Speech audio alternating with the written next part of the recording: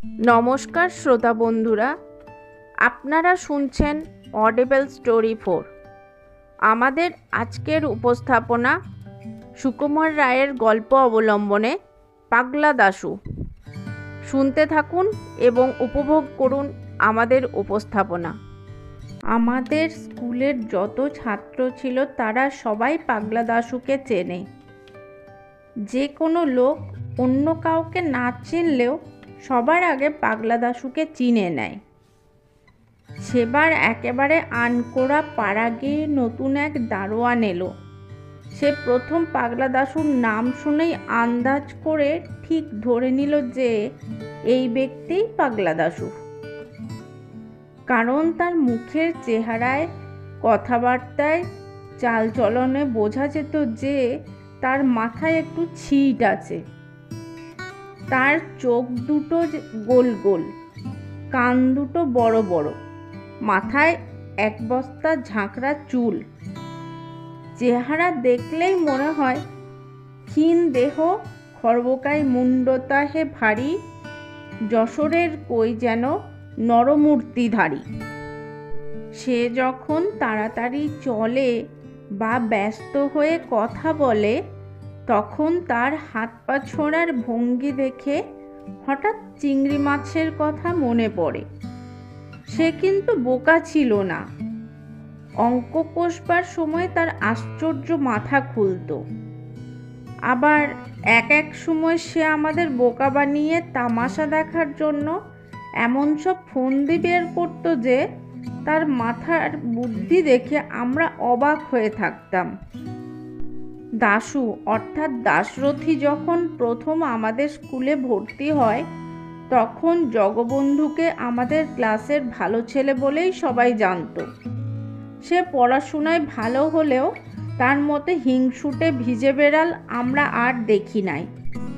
দাশু একদিন জগবন্ধুর কাছে একটা ইংরেজি পড়া জিজ্ঞাসা করাতে পড়া বলে দেওয়া তো দূরে থাক, তাকে দু কথা শুনিয়ে বলল, আমার বুঝি আর খেয়ে দেয়ে কাজ নেই, আজ একে ইংরেজি বোঝাবো, কাল ওর অঙ্ক কষে দেব, পরশু আরেকজন আসবেন আরেকটা ফরমাইশ নিয়ে, ওই করি আর কি।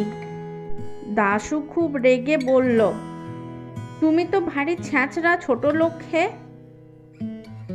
জগবন্ধু পণ্ডিত মশাইয়ের কাছে নালিশ করল, ওই নতুন ছেলেটা আমাকে গালাগালি দিচ্ছে। পণ্ডিত মশাই দাশুকে এমন দু চারটে ধমক দিলেন যে বেচারা একেবারে দমে গেল। ইংরেজি মাস্টার মশাই বিষ্টুবাবুর প্রিয় ছাত্র জগবন্ধু। পড়ানোর সময় বই দরকার হলেই তিনি জগবন্ধুর কাছে চেয়ে নেন।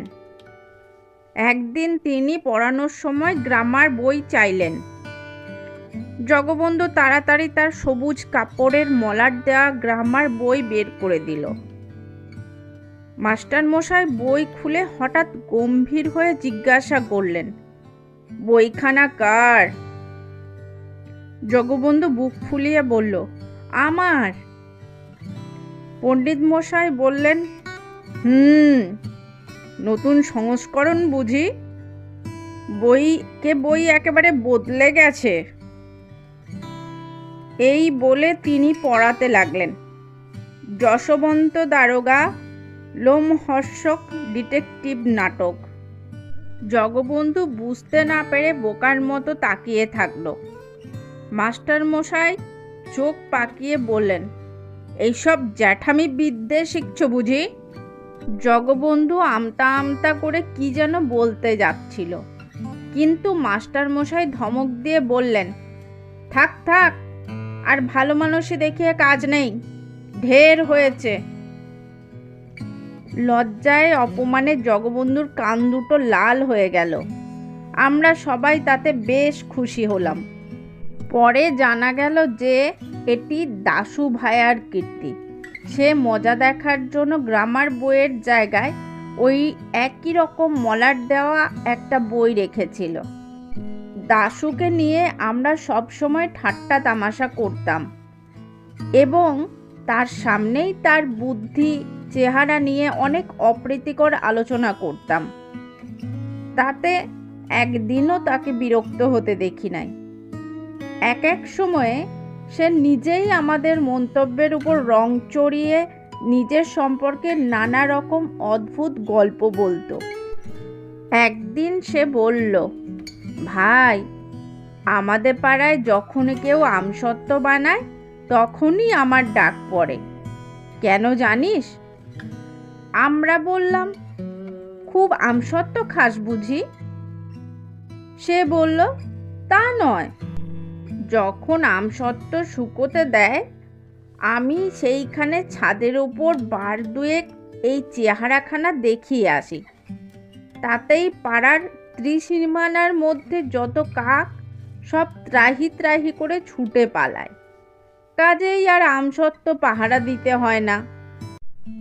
একবার সে হঠাৎ পেন্টেলুন পরে স্কুলে হাজির হলো, ঢলঢলে পায়জামার মতো পেন্টেলুন আর তাকিয়ার খোলের মতো কোট পরে তাকে যে কি অদ্ভুত দেখাচ্ছিল তা সে নিজেই বুঝেছিল, এবং সেটা তার কাছে ভীষণ একটা মজার ব্যাপার বলে মনে হচ্ছিল। আমরা জিজ্ঞাসা করলাম, পেন্টেলুন পরেছিস কেন? দাশু একগাল হেসে বলল, ভালো করে ইংরেজি শিখব বলে।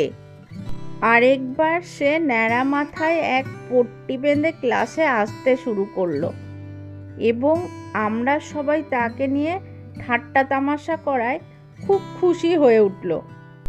দাশু আদপেই গান গাইতে পারে না, তার যে তাল জ্ঞান বা সুর জ্ঞান একেবারেই নেই এ কথা সে ভালো জানে।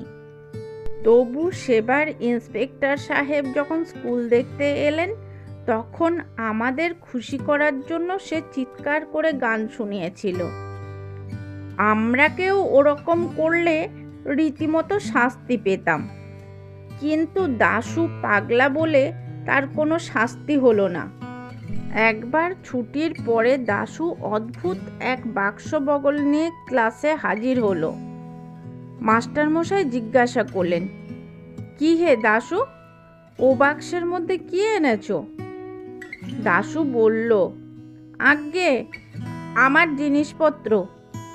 জিনিসপত্রটা কীরকম হতে পারে এই নিয়ে আমাদের মধ্যে বেশ তর্ক হয়ে গেল।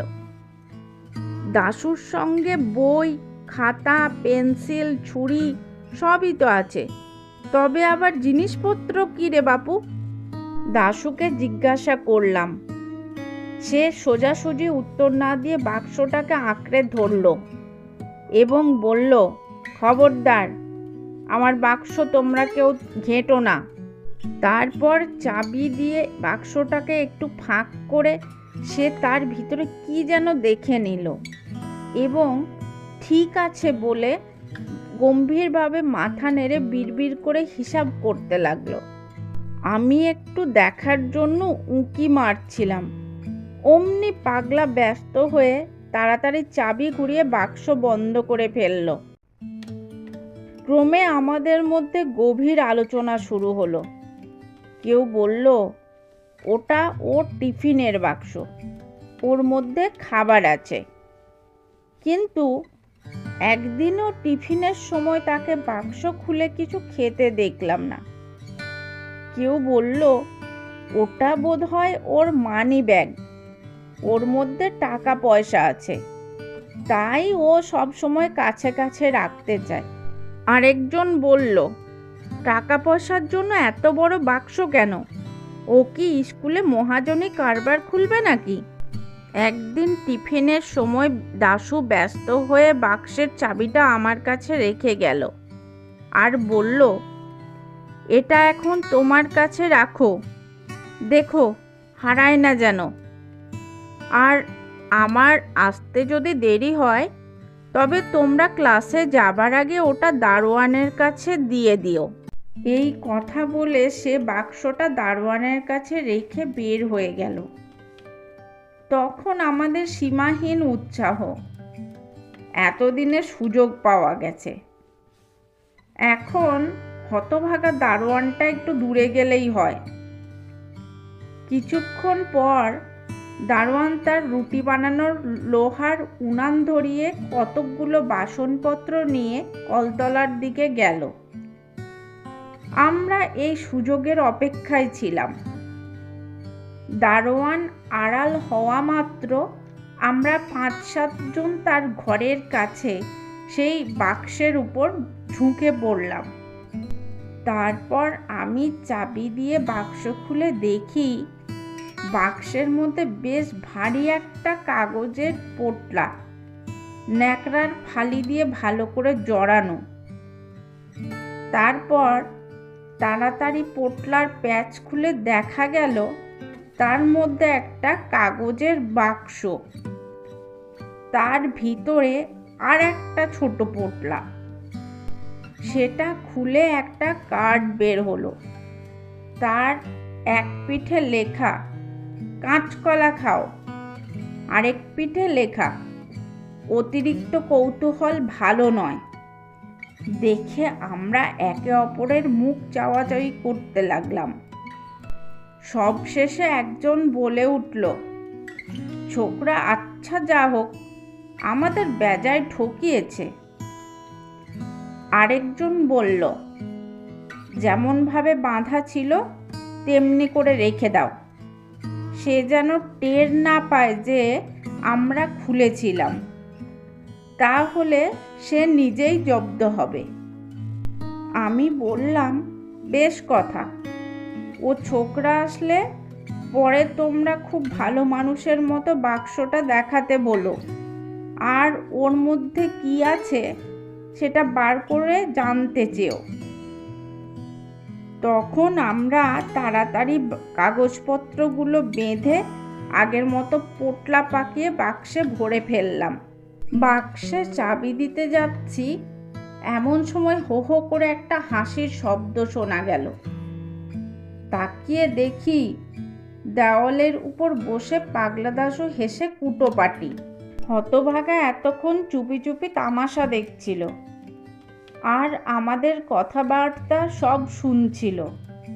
তখন বুঝলাম আমার কাছে চাবি দেওয়া, দারোয়ানের কাছে বাক্স রাখা, টিফিনের সময়ে বাইরে যাবার ভান করা, এসব তার শয়তানি। খামোকা আমাদের বোকা বানানোর জন্য সে মিছিমিছি এই কদিন ধরে ক্রমাগত একটা বাক্স বয়ে বেড়াচ্ছিল। সাধে কি বলি পাগলা দাশু?